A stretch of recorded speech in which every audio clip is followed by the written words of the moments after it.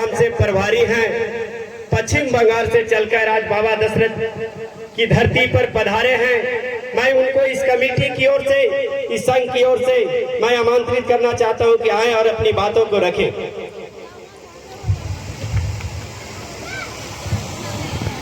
धन्यवाद संचालक महोदय। आज रिखिया संघ सांस्कृतिक जागृति मंच के द्वारा सामूहिक विवाह का आयोजन किया गया है। समय नहीं है, समय का बहुत अभाव में एक दो बातें बोल के अपने बातों को मैं समाप्त कर देता हूं। एक तो पहली बात यह है कि यहाँ जो मंच बनाया गया है वो मंच में लिखा हुआ है रिखिया संघ सांस्कृतिक जागृति मंच। इसका मतलब है कि आप लोगों को जगाने का काम किया जा रहा है। साथियों, मैं पिछले करीबन 20 साल से रेलवे के नौकरी को रिजाइन करके पिछले 20 साल से घर परिवार छोड़ करके समाज को ही जगाने पे लगा हुआ हूं। अभी मैं बंगाल में हूं और आयोजनकर्ता के द्वारा मुझे अभी 4 दिन पहले मैसेज दिया गया। तो आज हमारा कार्यक्रम टाटा में था, टाटा का कार्यक्रम को मैंने कैंसिल किया और इस कार्यक्रम के लिए मैंने अनुमति दिया। तो अर्ली मॉर्निंग यहां पहुंचा और ये बहुत खुशी की बात है कि खास करके अनुसूचित जाति में जो भूया जाति है, जो मुसहर समुदाय से है, उसके अंदर इस तरीका का परिवर्तन, जो सांस्कृतिक परिवर्तन है, ये जो दिखाई दे रही है, ये एक अच्छी शुरुआत है।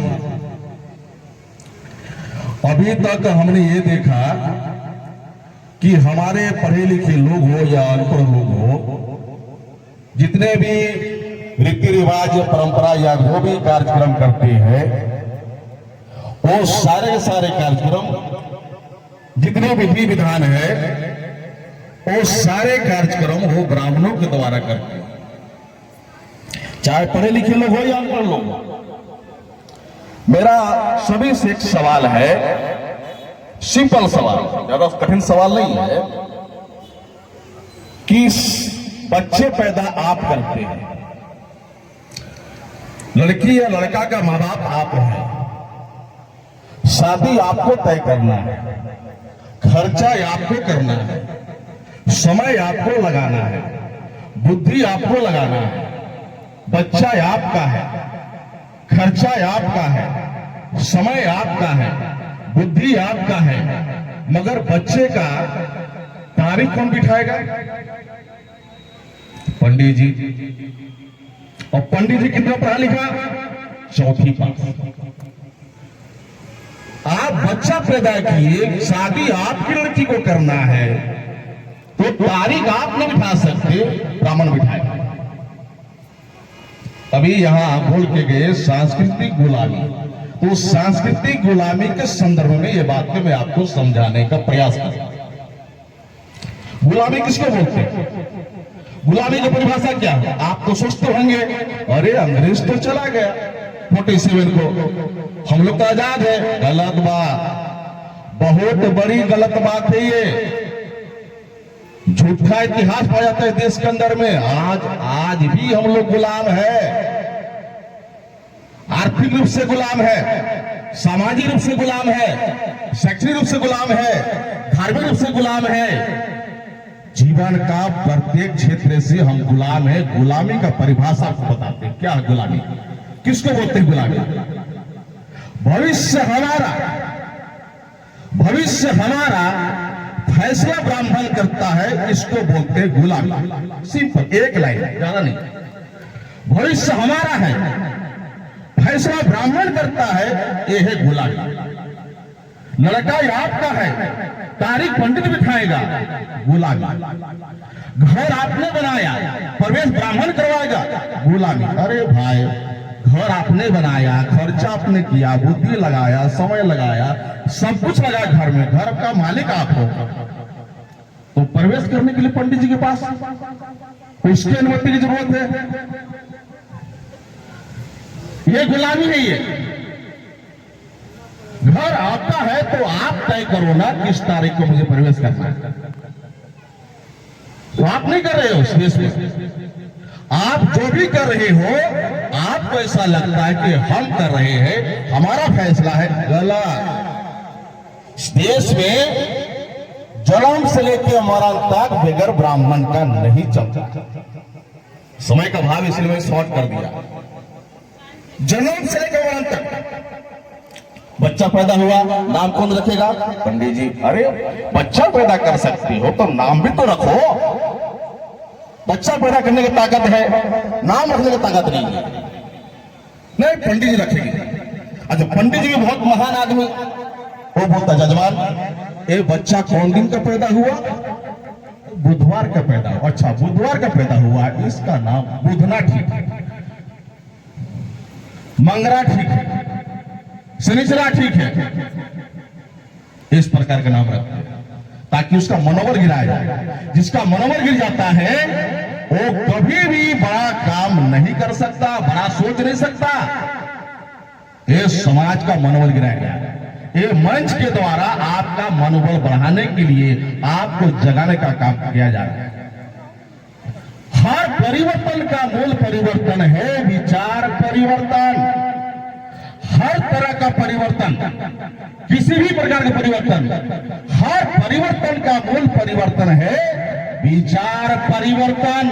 विचार परिवर्तन किए बगैर आचरण परिवर्तन संभव नहीं है। अगर आप आचरण परिवर्तन करना चाहते हो, देखना चाहते हो समाज का, तो विचार परिवर्तन करना होगा।